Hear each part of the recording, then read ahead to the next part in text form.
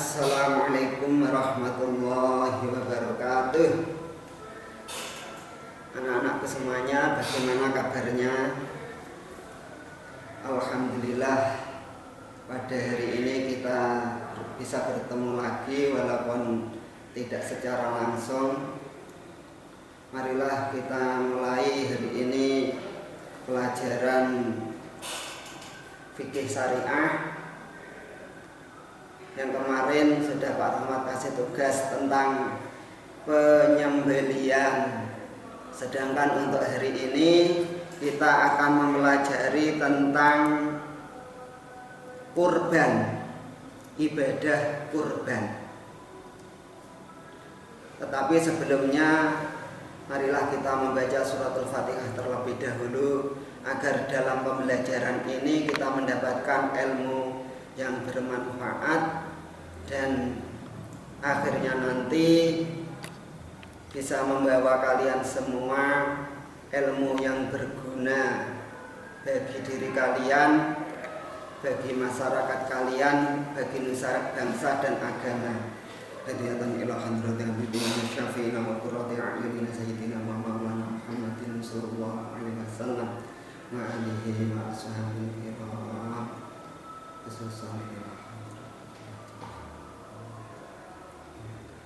Al-Fatihah. Bismillahirrahmanirrahim.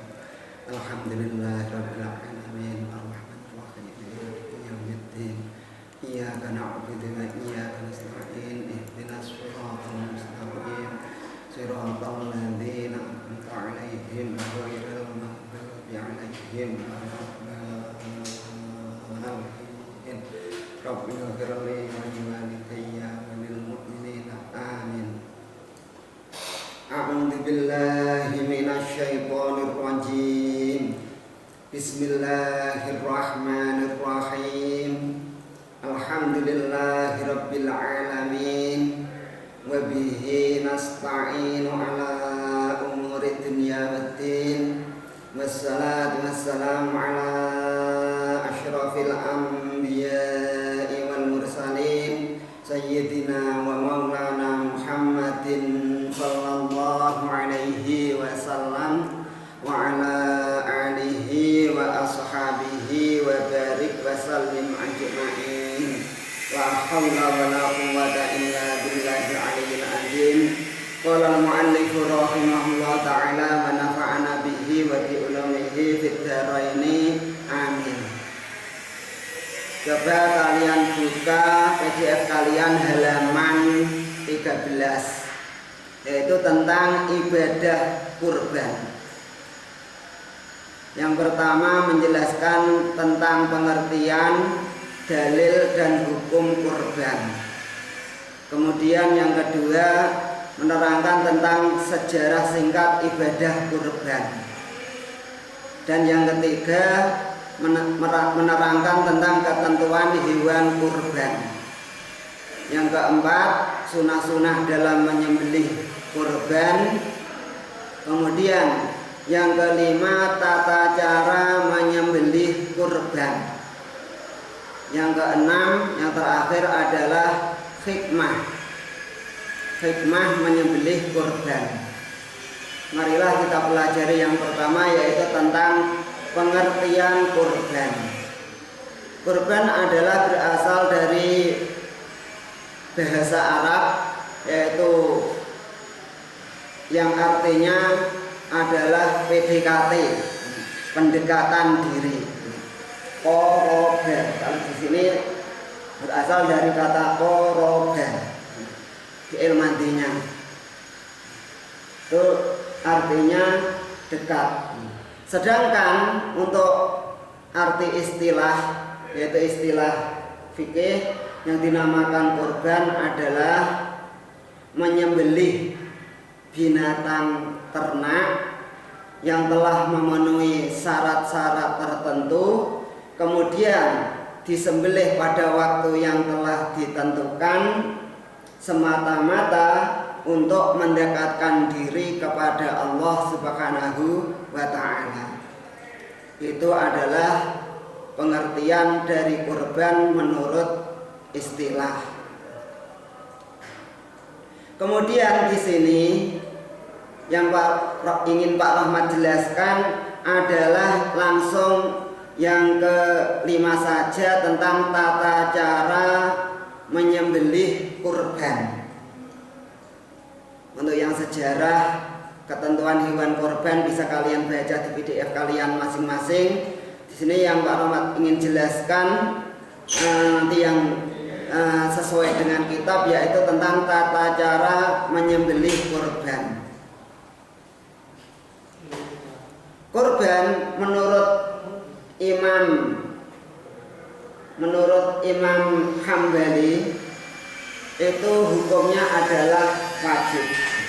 Menurut Imam Hambali, menurut Imam Hanafi, menurut Pak Ahmad Ralat, menurut Imam Hanafi, kurban itu hukumnya wajib bagi orang yang telah mempunyai harta 1 nisab kurban. Mempunyai harta 1 nisab kurban, bukan 1 nisab zakat. Berapa sekarang 1 nisab kurban itu? 1 nisab kurban adalah 1 nisab kurban itu sama dengan 200 dirham. 200 dirham. 1 nisab kurban sama dengan 200 dirham. Nah, berapa 1 dirham itu? Pak Rahmat tadi lihat di HP bahwa koin 1 dirham antam itu sama dengan 2.975. 1 dirham sama dengan 2.975 gram. Lagi 2000-nya koma saja, berarti apa? 2,975 gram. Berarti 2 gram, tidak 2000 gram, tapi 2 gram tuh 0,975. 2,975 gram. Itu uang 1 dirham atau 1 koin uang perak. Nah, kemudian kalau dikalikan 200 dirham berarti sama dengan 2,975 dikali 200 sama dengan 5.000.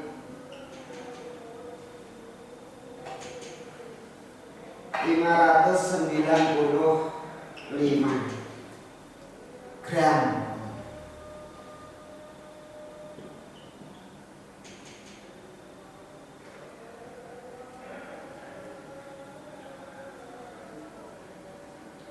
Kalau 1 gramnya itu harganya 9.000, di Pak Ahmad lihat harganya sekitar 8.000 sampai 10.000. Nah, itu dipaskan saja, andai kata harganya 1 gramnya itu 9.000, itu maka nisabnya kurban itu sama dengan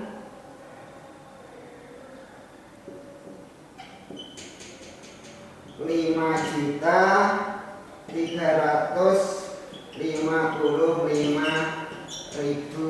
rupiah.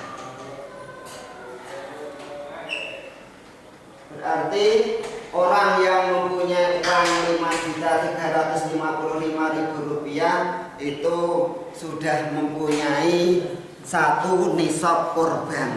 Apabila hari itu kok mempunyai kelebihan uang sekian, itu maka pada hari itu atau pada saat-saat hari-hari berkorban kok sudah mempunyai uang 5.355.000 rupiah, maka itu sudah mencapai 1 nisab kurban. menurut Imam Hanafi orang tersebut diwajibkan untuk melaksanakan atau menyembelih kurban. Sedangkan menurut jumhurul ulama dan menurut Imam Maliki, menurut Imam Syafi'i dan menurut Imam Hambali itu kurban hukumnya adalah sunnah muakkadah.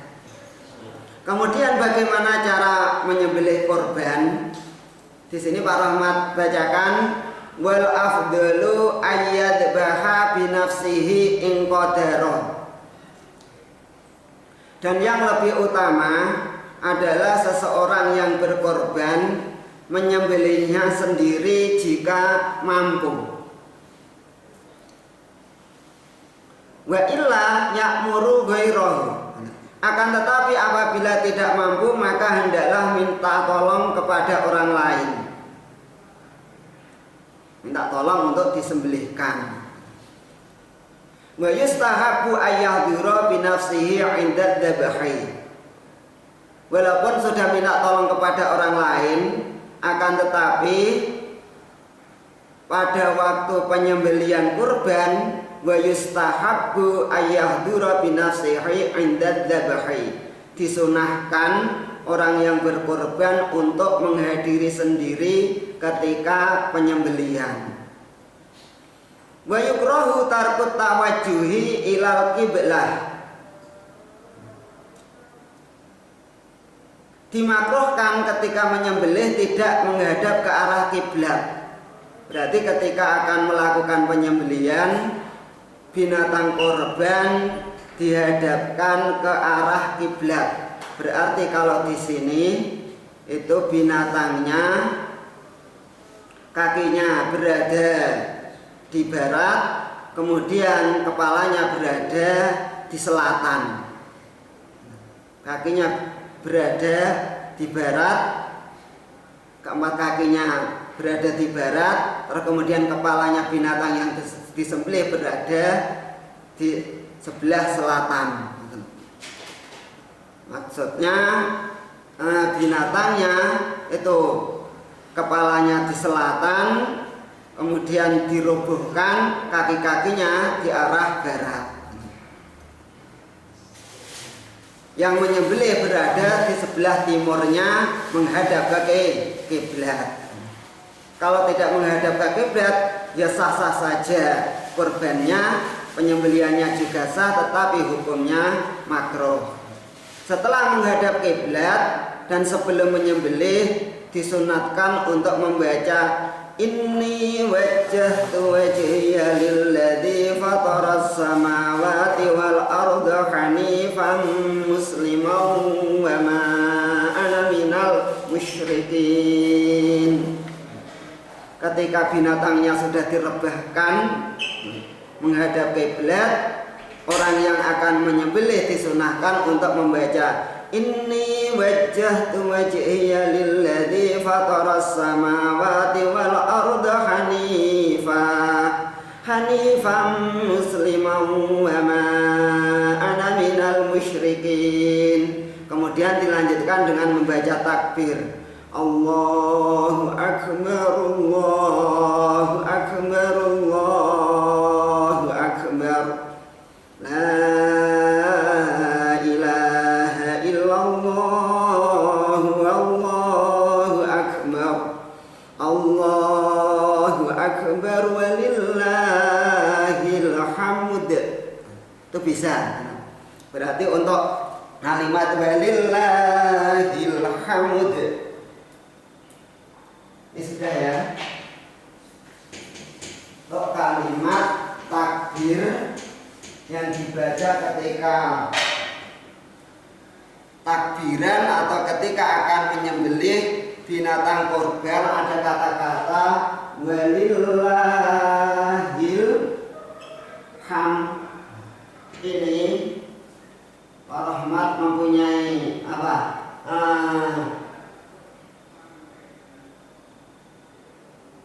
Mempunyai apa ya istilahnya? Mempunyai pengetahuan tentang lafaz walillahil ham dari gurunya Pak Rahmat. kalimat alhamdu ketika diwakafkan, ketika dibaca wakaf itu ada 3. Wakafnya ada 3. Yang pertama adalah wakaf nakol, yang kedua wakaf ismam, yang ketiga adalah wakaf rum. Untuk wakaf nakol maka dibaca walillahil hamd. Kalau di sini yang mempraktekkan tuh Bapak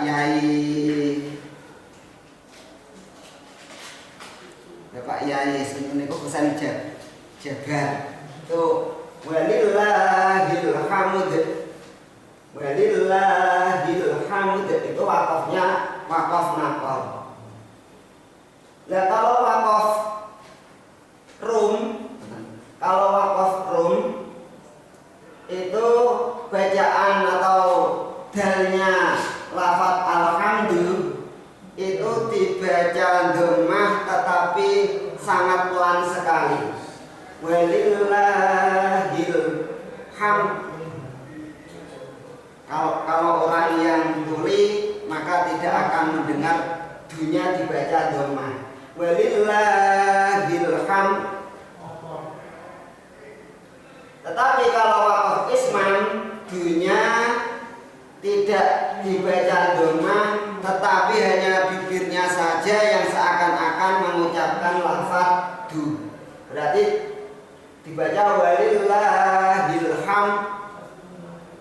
Walillahil hamd, hanya mencuci saja tanpa mengeluarkan suara. Walillahil hamd itu wakaf ismam. Maka orang yang buta tidak akan bisa mempraktekkan wakaf ismam, dan orang yang tuli tidak akan bisa mempraktekkan wakaf rum. Yang paling mudah adalah wakaf nakal, wakaf sing harokatnya dipindah, asalnya alhamdu, kemudian harokatnya mensukun ditaruh di dal, dhammahnya dan ditaruh di mim. Baca walillahil hamd itu untuk bacaan walillahil hamd yang ada pada waktu penyembelihan kurban atau pada waktu takbiran. Maka kalian sebagai santri harus bisa membedakan tidak hanya walillahil hamd tanpa padahal itu ada huruf ada huruf dal yang harus ikut dibaca. Kalau hanya walillahil hamd saja itu artinya penyakit. Kemudian dilanjutkan ketika bacaan takbir setelah selesai yang menyembelih membaca bismillahi Allahu akbar.